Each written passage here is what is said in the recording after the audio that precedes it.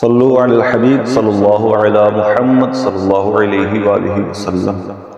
سرور کائنات شاہ موجودات صلی اللہ علیہ وآلہ وسلم کا ارشاد مبارک ہے کہ جس نے مجھ پر ایک بار درود پاک پڑھا اللہ پاک اس پر 10 رحمتیں بھیجتا ہے۔ تو ہمیں چاہیے کہ ہم چلتے بیٹھتے اٹھتے بیٹھتے آقا علیہ السلام کی ذات اقدس پر درود پاک پڑھتے رہا کریں۔ صلو علی الحبیب صلی اللہ علی محمد صلی اللہ علیہ وسلم۔ آج ایک بہت ہی پیارا واقعہ لے کر حاضر ہوا ہوں۔ عاشق بے مثال حضرت سیدنا بلال رضی اللہ تعالی عنہ کا نام جب زبان پر آتا ہے اور غلامی سے تو بے ساختہ ایک سرتاپا عاشق رسول ہستی کا تصور قائم ہو جاتا ہے۔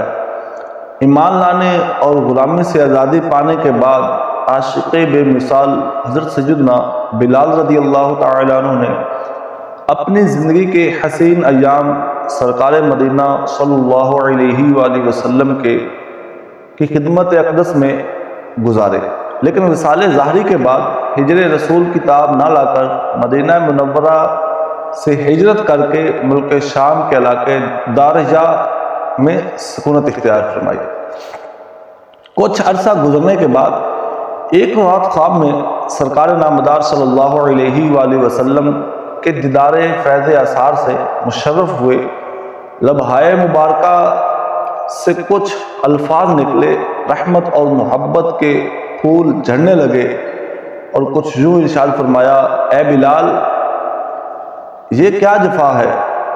کیا ابھی وہ وقت نہیں آیا کہ تم میری زیارت کے لیے حاضری دو؟ عاشق بے مثال حضرت سیدنا بلال رضی اللہ تعالی عنہ بیدار ہوتے ہی حکم سرکار صلی اللہ علیہ وآلہ وسلم کی تعمیل میں مدینہ منورہ کی جانب روانہ ہو گئے اور سفر کرتے ہوئے مرکز عشاق دیار مدینہ کی نورانی اور پرکیف فضاؤں میں داخل ہو گئے۔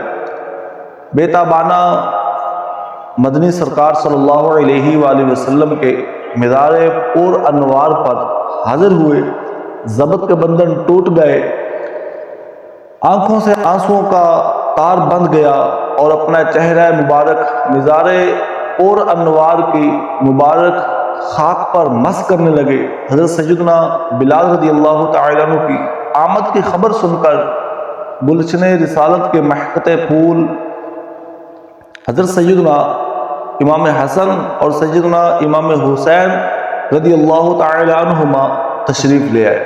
حضرت سیدنا بلال حبشی رضی اللہ تعالی عنہ نے بے ساختہ دونوں شہزادوں کو اپنے ساتھ لپٹا لیا اور پیار کرنے لگے۔ شہزادوں نے فرمائش کی کہ اے بلال، ہمیں ایک بار پھر وہ اذان سنا دیجئے جو آپ نانا جان صلی اللہ علیہ وآلہ وسلم کے حیات ظاہری میں دیا کرتے تھے۔ اب انکار کی کیونکہ گنجائش نہیں تھی۔ سیدنا بلال حبشی رضی اللہ تعالی عنہ مسجد نبوی شریف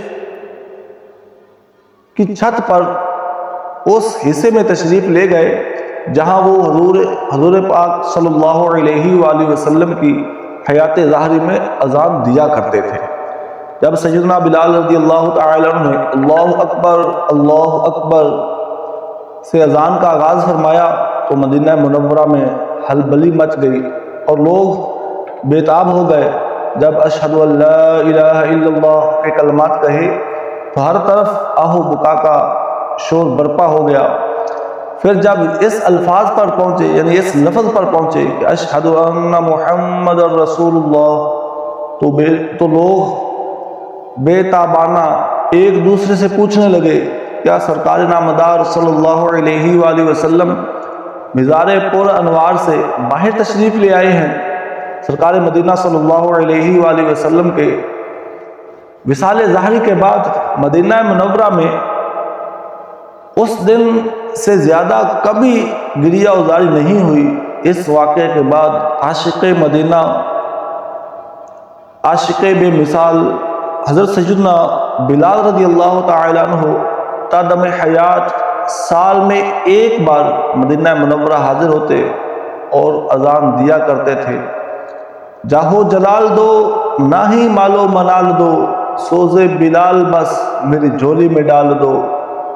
ابو محمد اشبلی اپنا ایک واقعہ بیان فرماتے ہیں کہ غرناطہ میں ایک ایسے بیمار کے ہاں ٹھہرے جو طبیبوں کی طرف سے لا علاج قرار دیا جا چکا تھا۔ اس بیمار کے ایک خادم ابن ابی خصال نے سرکار مدینہ صلی اللہ علیہ وآلہ وسلم کے دربار گہر بار میں عرضیہ لکھا، جس میں اس نے اپنے آقا کی بیماری کا ذکر کیا تھا اور درخواست کی تھی کہ اسے شفا نصیب ہو۔ ابو محمد فرماتے ہیں کہ وہ عرضیہ لیے ایک زائر مدینہ غرناطہ سے مدینہ منورہ حاضر ہوا۔ اس نے جو ہی یہ خط دربار رسالت صلی اللہ علیہ وآلہ وسلم میں پڑھا، بیمار کو غرناطہ میں شفا مل گئی۔